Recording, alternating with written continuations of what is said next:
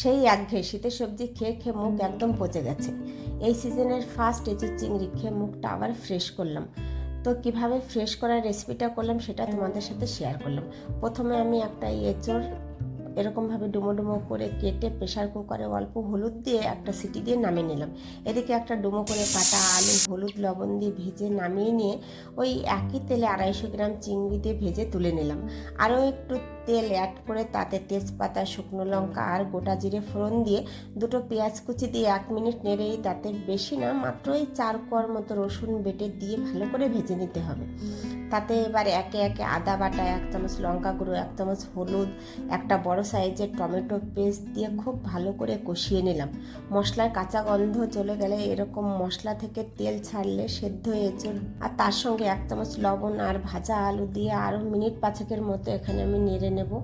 জল অ্যাড করব, তবে খুব বেশি জল দেব না, কারণ এঁচোড় আমার সেদ্ধ করা আর এঁচোড় আমি খুব বেশি ঝোল রাখবো না।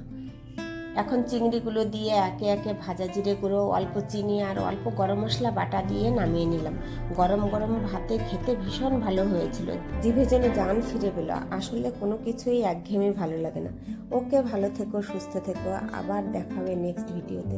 আর আমার ভিডিওটা ভালো লাগলে অবশ্যই লিখে জানাও। Thank you.